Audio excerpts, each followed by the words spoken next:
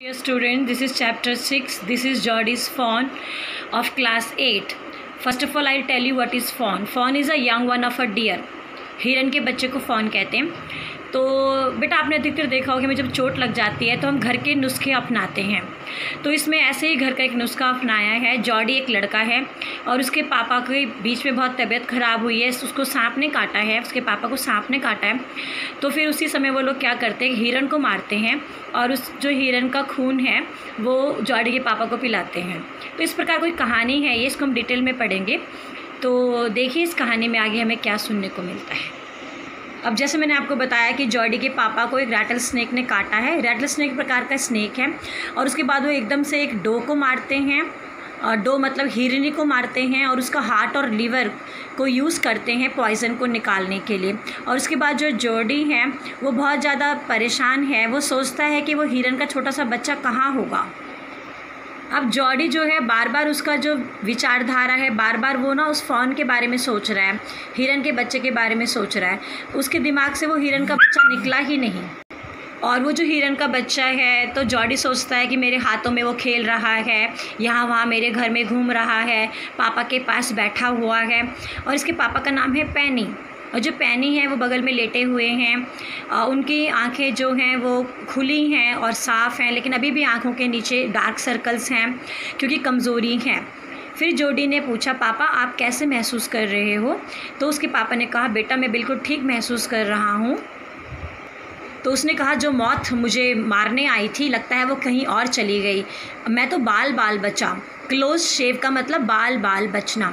और उसके बाद जॉडी कहता है, पापा मैं आपकी बात से सहमत हूँ।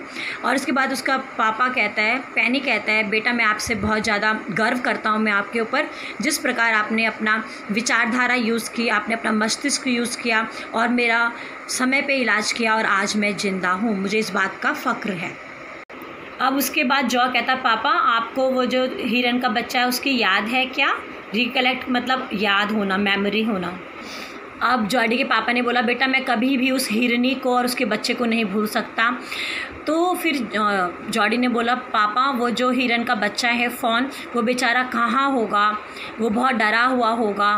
तो मैं बड़ा लड़का हूँ और मुझे लगता है कि हमें उसका देखभाल करना चाहिए।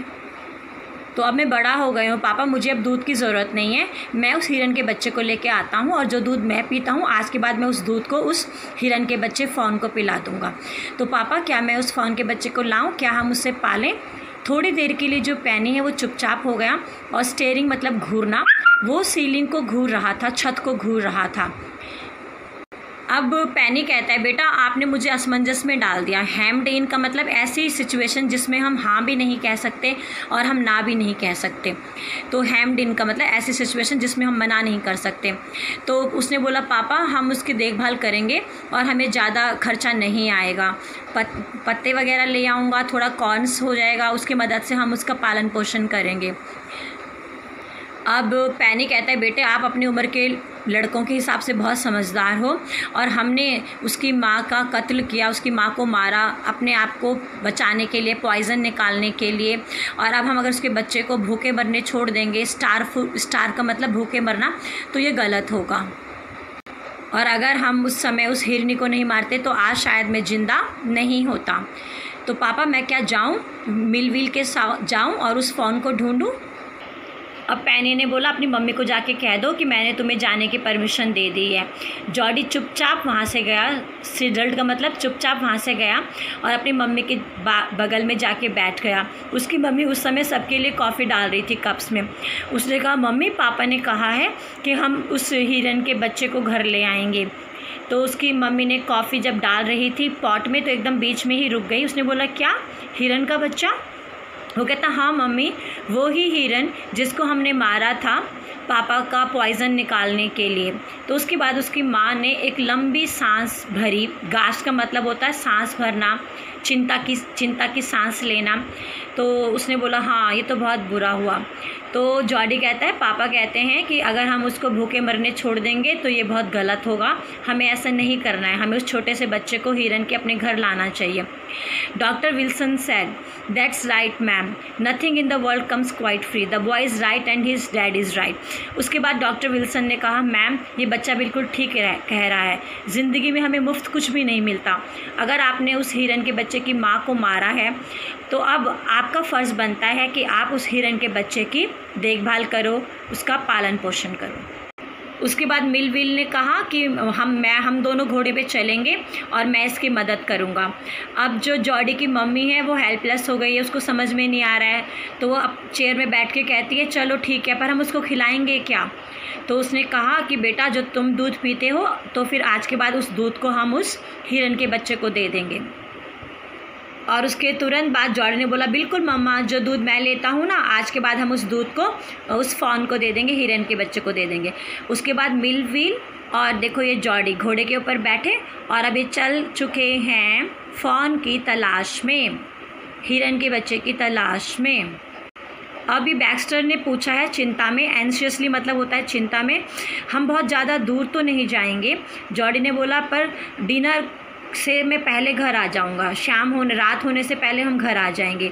उसके बाद मिलविल और ये जो जॉडी है ये घोड़े के ऊपर चढ़े, माउंटेड का मतलब क्लाइंब्ड, घोड़े के ऊपर चढ़े और बैठ गए। उसके बाद मिलविल ने बोला, चलो भगवान करे कि हमें वो हिरन का बच्चा वहाँ मिल जाए, चलो हम दोनों मिलके उस बच्चे को ढूंढते हैं और अगर वो ज़िंदा हुआ तो उसको घर लेके आएंगे। और इस प्रकार ये देखिए आप, इस प्रकार ये मिलविल आगे बैठा हुआ है कैप पहने हुए और ये जॉडी उसके पीछे बैठा हुआ है और अब ये निकल चुके हैं फॉन की तलाश में, हिरन के बच्चे की तलाश में। और पापा कहते हैं कि जो डॉ फॉन होता है, मतलब हिरनी होती है, मादा हिरन होता है, उसके बदन में जो स्पॉट्स होते हैं वो हर डायरेक्शन में होते हैं। अब उसके बाद जॉर्ज उस हिरन के बच्चों के ख्याल से बाहर आया और उसने मिस्टर मिलविल को कहा कि चलो नॉर्थ डायरेक्शन की ओर चलते हैं, वहाँ पर ही रैटल स्नेक ने पापा को काटा था और हमने भी वो जो हिरनी थी, मादा हिरनी थी, वहीं पर उसको मारा था और पापा का जहर उसके बदन से निकाला था। अब बेटा यहाँ पे बहुत बड़ी बात पता चलती है कि जॉडी नहीं चाहता कि मिलविल उसके साथ चले। इसके दो कारण हैं। एक तो अगर फॉन मर चुका होगा तो जॉडी बहुत ज़्यादा दुखी होगा और वो अपना दुख मिलविल को नहीं दिखाना चाहता, एक कारण ये है। और दूसरा कारण ये है कि अगर फॉन जिंदा हुआ और इसको मिल गया तो फिर जो जॉडी है वो फॉन से मिलने की जो खुशी है वो किसी के साथ शेयर नहीं करना चाहता। वो चाहता है कि मैं फ़ॉन से अकेले मिलूं और मैं इंजॉय करूं। तो फ़ॉन से जो मेरी मीटिंग है मैं किसी के साथ शेयर नहीं करना चाहता। तो ये दो कारण बहुत इंपॉर्टेंट है बेटा। अब उसके बाद जॉडी ने प्लान बनाया और कहता है कि अब वो ज़्यादा दूर नहीं है एरिया, मैं चला जाऊंगा और स्क्रब मतलब झाड़ियाँ, यहाँ पे झाड़ियाँ बहुत ज़्यादा है तो घोड़ा यहाँ से नहीं निकल जाएगा। मैं पैर से ही चलता हूँ और अब मुझे बहुत ज़्यादा डर लग रहा है। मिलविल ने कहा, कहीं तुम रास्ता भूल गए और तुम्हें भी सांप ने काटा तो मैं क्या करूँगा? तो जॉडी ने कहा, मेरी चिंता मत करो, मैं अपना ध्यान रखूँगा और मैं अब चलता हूँ और मैं उस जो हिरन का बच्चा है, फॉन है, उसको ढूंढने की कोशिश करता हूँ। उसके बाद मिलविल ने जॉडी को बताया कि ईस्ट डायरेक्शन कहाँ है, नॉर्थ डायरेक्शन कहाँ है और इस प्रकार वो हेल्प कर रहा था। उसके बाद वो वहाँ पे वेट करता रहा और जो जॉडी है वो अकेले अंदर चला गया। झाड़ियों से होते हुए, स्क्रब मतलब झाड़ियाँ वगैरह, झाड़ियों से होते हुए वो अंदर गया, छोटी छोटी टहनियों को तोड़ने लगा और फिर वो और अंदर गया। अब उसके बाद जब जॉडी आगे गया तो उसको बाज़ार चिड़ियाँ मिली। बाज़ार चिड़ियाँ वो होती हैं जो मरे हुए जानवर का मांस खाती हैं। तो जैसे ही ये आगे गया तो ये जो बाज़ार चिड़ियाँ थी वो इसके ऊपर क्रोइंग की आवाज़ करने लगी। तो एकदम से इसके हाथ में जो टहनी थी, जॉडी के हाथ में जो टहनी थी, बो का मतलब टहनी, वो टहनी उसने इस बाज़ार चिड़ियों के ऊपर फेंकी और ये चिड़िया यहाँ से उड़ के पेड़ में जाके बैठ गई। फिर उसने वहाँ की मिट्टी को देखा तो मिट्टी में बिग कैट्स के पैरों के निशान थे। बिग कैट्स का मतलब बेटा लायन हो सकता है, टाइगर्स हो सकते हैं, लेपर्ड्स हो सकते हैं, उनके पैरों के निशान थे। लेकिन ये जो बड़े बिग कैट्स होते हैं, ये जो जानवर होते हैं, ये फ्रेश जानवर को मार के खाते हैं ना, जानवर को मार के उसका फ्रेश मीट खाते हैं। तो उन्होंने भी इसको छोड़ दिया है। तो ये जो हिरनी मर चुके हैं, अब इसको कैरियन बर्ड्स खाएंगे। कैरियन बर्ड्स वो होते हैं जो मृत जानवर का मांस खाते हैं। उसके बाद जॉर्डी वहाँ से गया, उस जगह में जा रहा है जहाँ पे इसने फ़ॉन को छोड़ा था, लेकिन ये जो हिरन का बच्चा है फ़ॉन है वो कहीं नहीं नज़र आ रहा, उसका कोई नामो निशान नज़र नहीं आ रहा। और ये जो बाज़ार चिड़िया पेड़ के टहनियों में बैठी हुई हैं ये वापस आना चाहती हैं, और ये जो हिरन इस हिरन को खा रही थी इस हिरन को दोबारा से खाना चाहती हैं। रिटर्न टू देयर बिजनेस मतलब दोबारा से आना चाहती है हिरन के पास, उस मरे हुए हिरन को खाना चाहती हैं। और अब बिल्कुल भी जॉर्डी को पता नहीं चल रहा है कि वो कैसे ढूंढेगा हिरन के बच्चे को। तो बेटा आज हमने इसमें पार्ट 1 और 2 किया है, इसका लास्ट पार्ट हम नेक्स्ट वीडियो में बनाएंगे। आप स्टोरी को ध्यान से सुनिएगा, ध्यान से स्टोरी को सुनो, इंटरेस्टिंग भी हो तो आप आराम से फिर क्वेश्चन आंसर कर पाएंगे। Thank you.